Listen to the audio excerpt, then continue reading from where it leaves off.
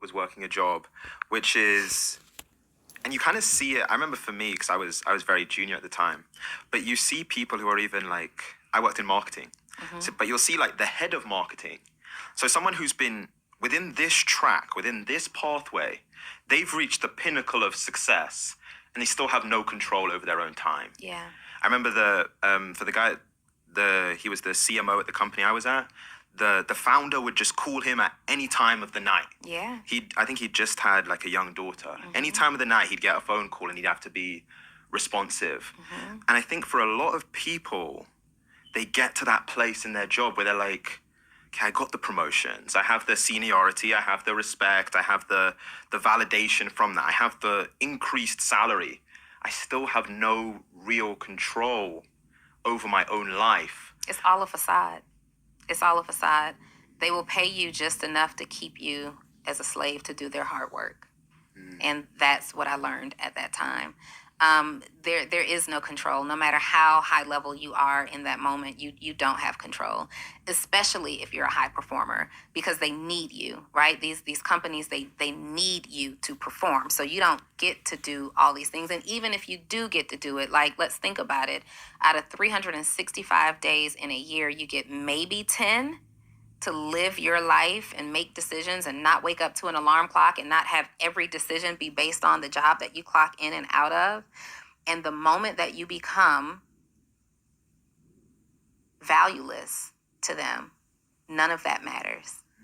The only way to really be in control of this, and this is no knock to anybody who chooses the corporate pathway. It was once for me, but it's all a facade. If you want to really, really be in control, you have to actually take control. You know, we see it all around us. Look at what happened in 2020 to 2022. These jobs say, hey, it's over with. We've got to lay the whole department off. Nothing, no amount of hard work and good talent and how much money you brought to the table mattered at that time. The company says, oh, we're going to give you free time. You're going to all be able to work from home. Well, now look at all these companies now in recent news saying you've got until the end of the month to come back into the office or it's game over. It's all a facade. And instead, we have to map out what a quality of life looks like for us. Well, what does it look like for me to be fulfilled? What does fulfillment look like? What, if I'm on my deathbed, will make me say I lived a full life?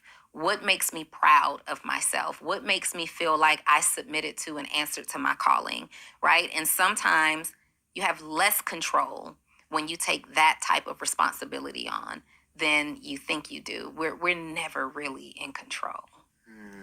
No, that's so good. That's so good. And you know what? We're gonna get deeper into the practical steps of how someone can find that calling, and that business or that idea that they are meant to run, and then how they can build it to the first million this year. We're gonna get deeper into it. But before we do, we have to talk about the foreclosure.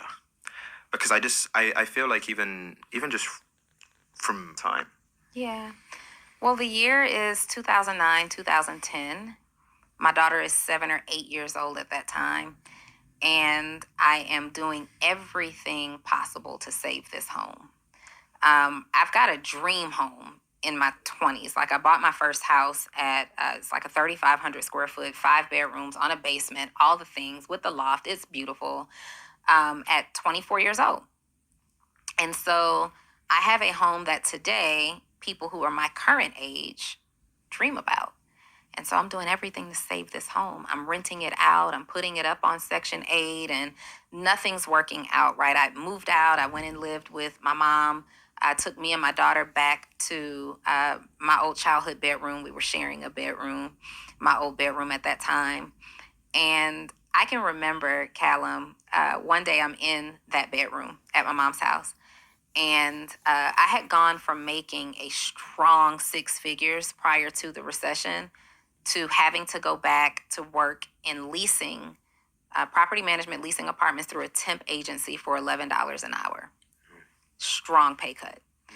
And I remember being off on this particular day, and the TV's on, and I'm laughing.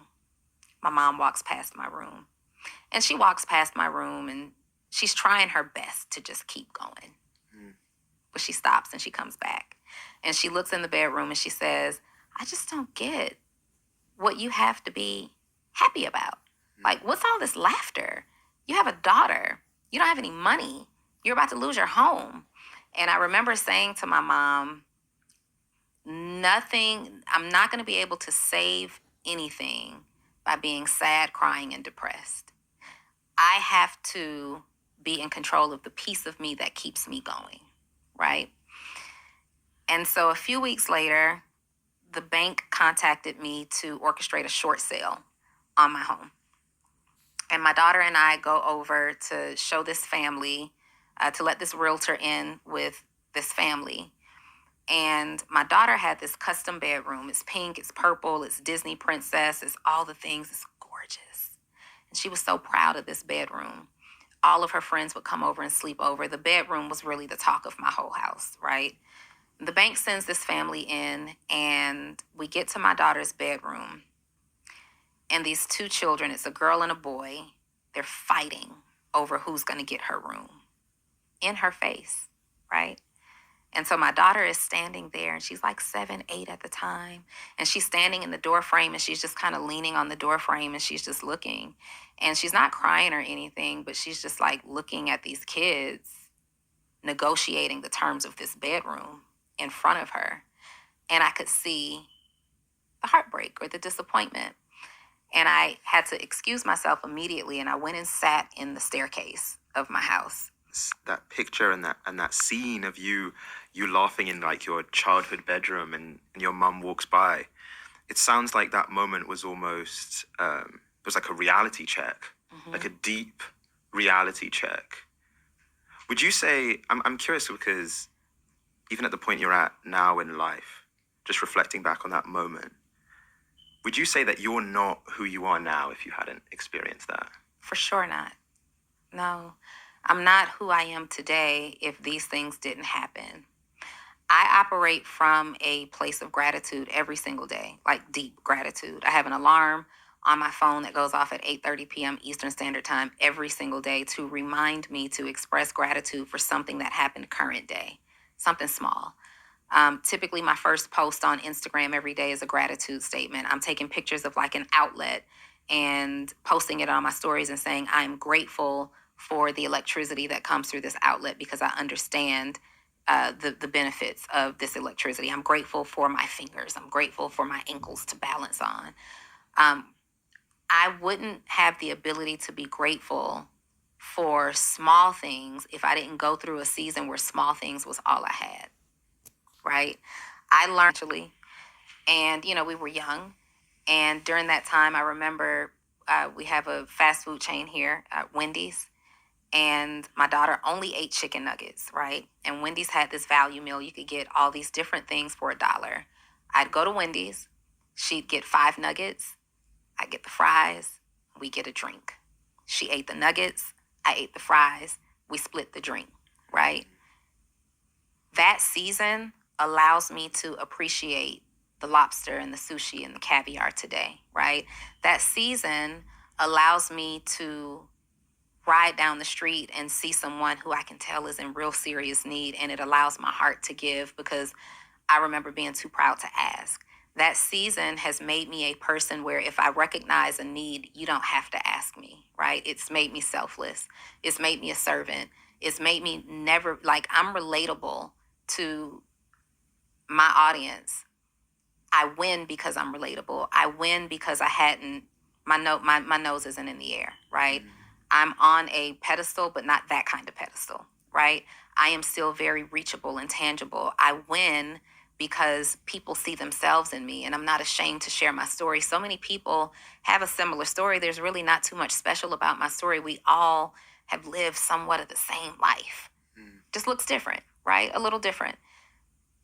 The difference is I am not ashamed to share, I had a really tough season last year, and people think, they thanked me. I got hundreds of messages where people are just thanking me for being so transparent because they're going through something and they're ashamed, and they think, well, she's this high earner and high performer. Of course she wouldn't share these things, but I understand that the reason that God rewards me is because my life is a symbol of hope for people who are scared to speak up. season, and I understand how quickly we can be blessed with things. We can also have things taken away.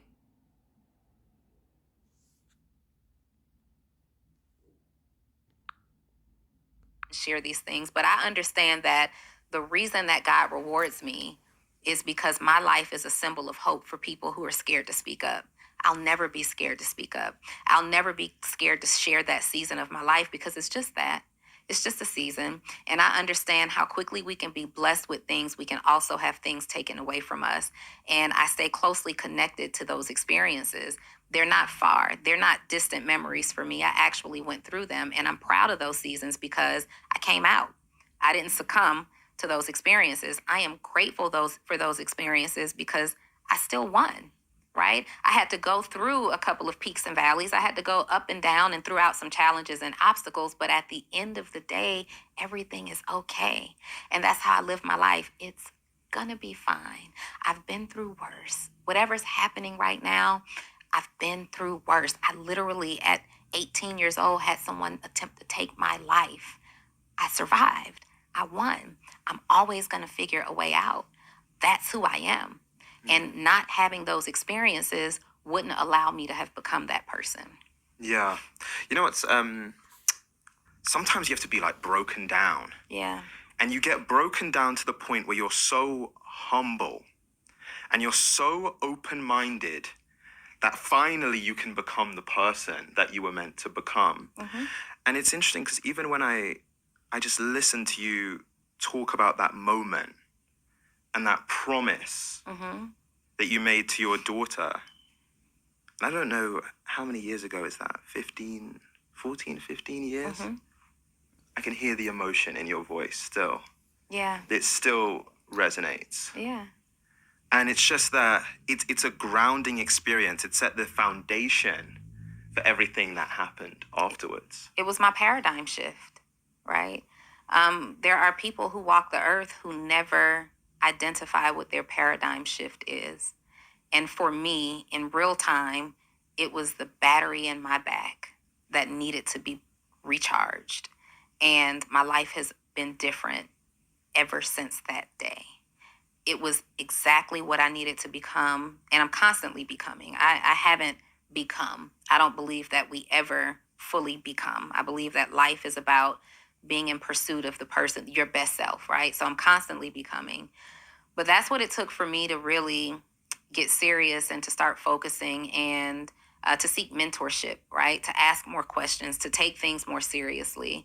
I will never forget that moment. And sometimes we tell these stories and you have forgotten, certain parts of those stories are not top of mind. You ask great questions because it brings me back to a place. I hadn't buried anything. And I tell my story so much because I don't want to bury anything. Sometimes people are just so hurt and traumatized by their story that they bury it, right?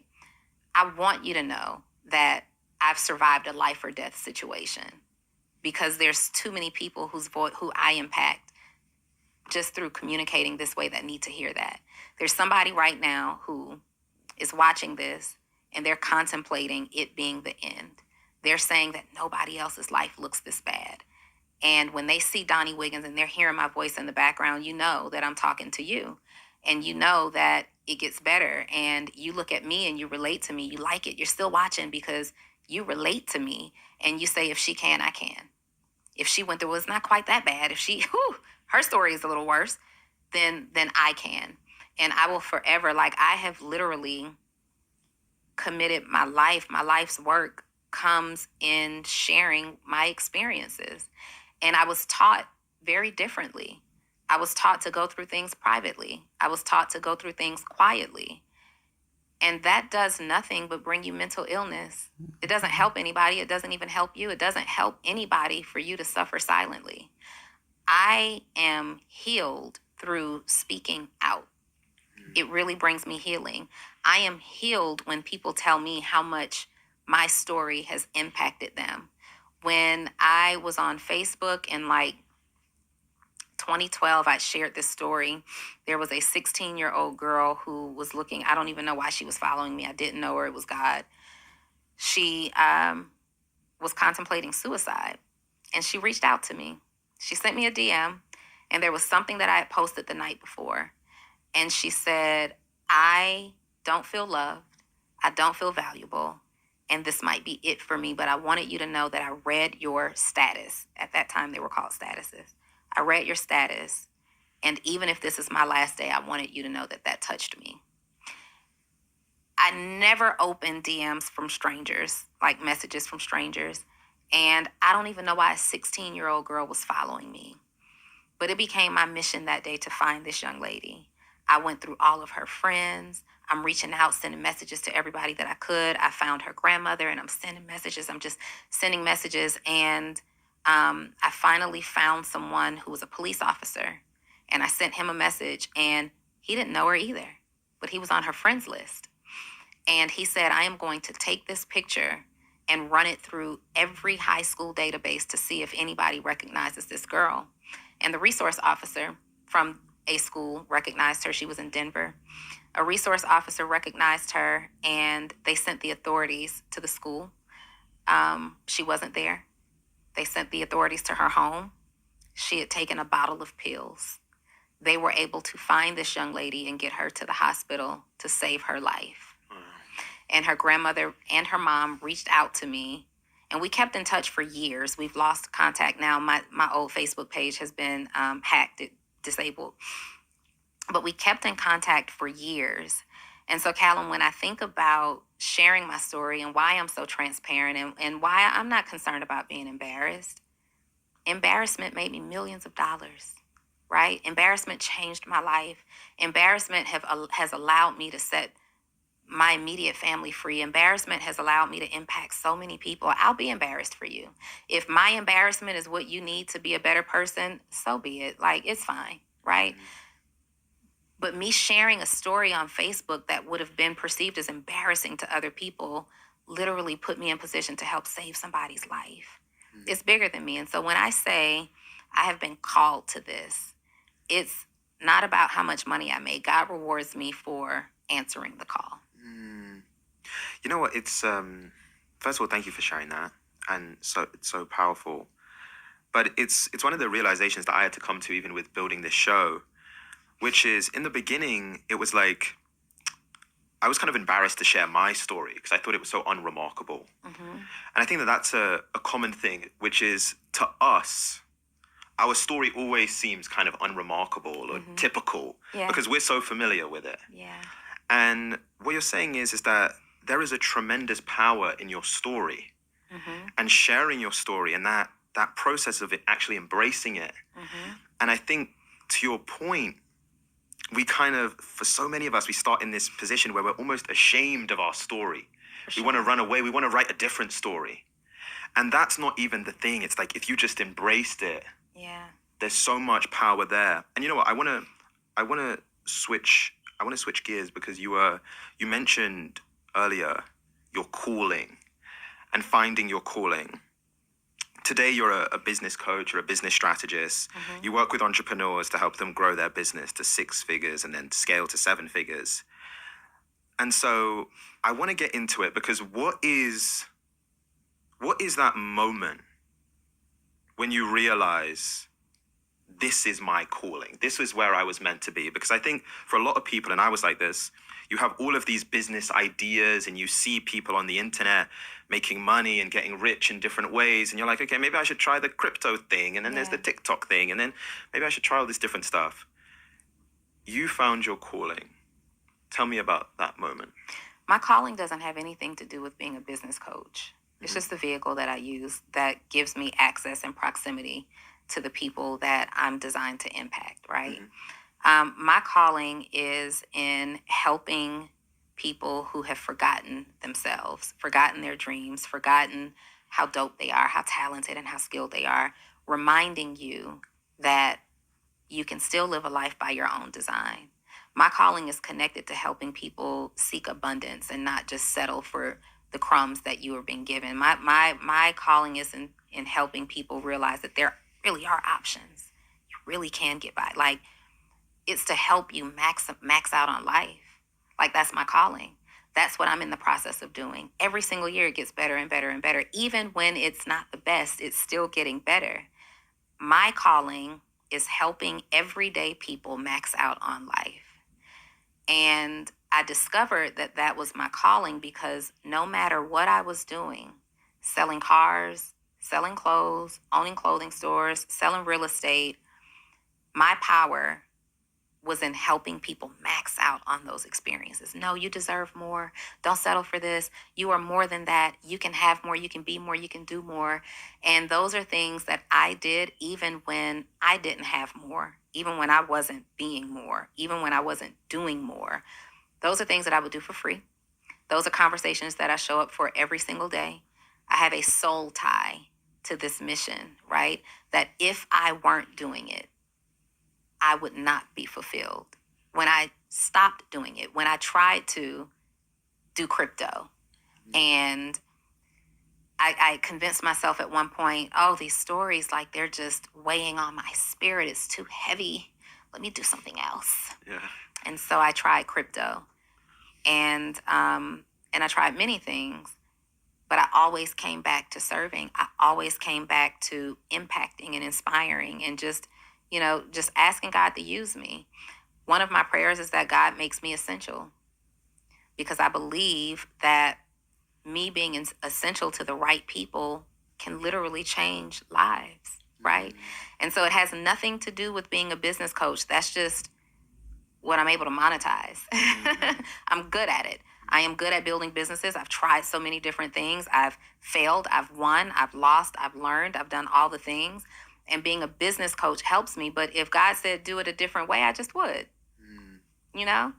But as long as when you see me, you feel like I can be more, I can do more, I can have more. As long as that's your perspective when you see me, when you see this story, then I'm answering the calling.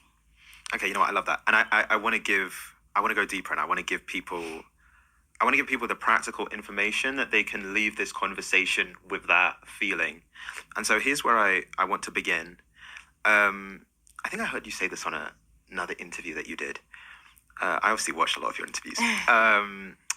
You said basically, even when in kind of like the origins of realizing that you were going to be a business coach and going all in on it, a lot of the times you would help people like find the thing that they were meant to be working on. Yeah. Like they'd be working on one thing and you'd be like, actually, hearing your story and everything that you have going on, you're really meant to be doing this thing. And so here's where my mind goes when I hear that. I think about the person that's sitting at home. Maybe they're lying in bed watching it on their laptop, or they're watching this on their couch, on their TV, and they're working that 9-to-5 job that they know isn't for them. Similar to the feeling that you had when you were like, this isn't what I was meant to do. Like, God didn't put me here to do this. But they don't know what they were put here to do. Yeah. And so, like, even if, say that person was your client and they even have different ideas of potentially what they're meant to do, I'm curious, like, when you go through your process and the way that you work with people and your framework, how is it that people can find the thing that they were meant to do and the customers that they were meant to serve? Like, what is that practical process of getting to that answer? So the first thing that you have to understand is that there's not really a practical process to finding calling, right? Sometimes it's just patience. And I believe that most people find their calling by constantly doing. So if you're unsure, if you want to operate purposefully and you're unsure if you're doing that or what that looks like, just do a bunch of stuff, right? Do a bunch of stuff. And even if they are extremely different industries and extremely different things, you will start connecting dots. You'll start to look at, like, if I'm working with a client, we'll do a couple of things. Number one, document a list of all the things that you've done, all the jobs that you've had, all of the extracurricular activities, and then tell me what you loved about all those things. Like, when you worked here, what did you love? When you played that sport, what did you love, right? And you'll start to see some similarities, that it didn't matter if you were bagging groceries or selling planes, I don't know. You saw that you loved serving people, you loved helping people, whatever that looks like. So we start there, right? And then I'm like, okay, well, let's do more of that. If you really believe that you're purposefully connected to leading teams and being on team, let's set ourselves up for more of that. Also, ask people. Sometimes your calling is connected to something that you are taking for granted. Mine was. My mom has been telling me since I was 3 years old that I have a gift for communication, right? And I'm like, mom, you know? And when I was younger, the only thing that people did to leverage communication that I was exposed to was journalism. You were either a TV journalist or you were an editorial journalist. And I'd look at, the salaries for that and the work that they'd have to do. And, it was a very competitive field. You couldn't just go work in radio or TV or magazines at that time. It was highly competitive. I didn't have enough control over whether I'd get into that industry or not. So when I heard about communication, I'm like, yeah, I'm not doing that. And then as I would go on, selling cars, I'm communicating in a way that made me the top salesperson, where people are coming back and leaving reviews about not just their experience with me buying a car, but how I have impacted their family forever, right? Conversations, selling clothes, owning clothing stores, selling party dresses, and moms are writing stories and leaving reviews about the same thing, how I have impacted them, something that I said. And so it was constantly something that I said. Okay, well, what am I saying? What am I saying? I didn't do anything but tell people my story. I didn't do anything but make people feel really good about themselves. I didn't do anything but affirm and highlight and these things. And I'm like, okay, there's something here. And it actually makes me feel really good to do that. And when I can't do that, it makes me feel not so good. And so ask people. I would have you send out a text message to 5 to 10 people who know you. They could know you very well. They could have had limited engagement with you, and say, hey, is there something that you notice about me that stands out? Like, if you had to guess my skill set, what would it be? Right? Another text message or call that you can make is, if I were to start a business today, what do you think I would start that business doing? And let's now start looking at the similarities between what outsiders are saying and with what you've identified from past experiences that you love. And let's just start there. Sometimes we're looking for the job title when really it's the job activity, right? That you need to be focused more on the activity that brings you joy and fulfillment, not necessarily I'm going to be this particular role. Because for me, I've been serving, whether I was literally serving drinks in restaurants and bars, to selling cars, to doing music, to being a wardrobe stylist, the impact has just multiplied. But it's in the same realm. It's in the same line of sharing my story and affirming other people, helping them believe in themselves more. So we start there. And then the other thing is, try everything. Don't let nobody tell you that you can't try a bunch of stuff. That's how I discovered what I'm good at. I tried a lot of stuff. And if you are a parent, like, I really urge you and caution you from trying to be so in control over what your kids do. Let people live, let them live, and get out of this notion of telling people that they have to know what they want to be by 18 years old when it's time to go to college. It's preposterous. Some people are born with that gift to do it. They're prodigies and they're meant to be a thing. But for most of us, we need real life experience. So if you're looking for what you should be doing, you need to be doing. Just keep doing stuff until you find something that sticks. That really is the answer.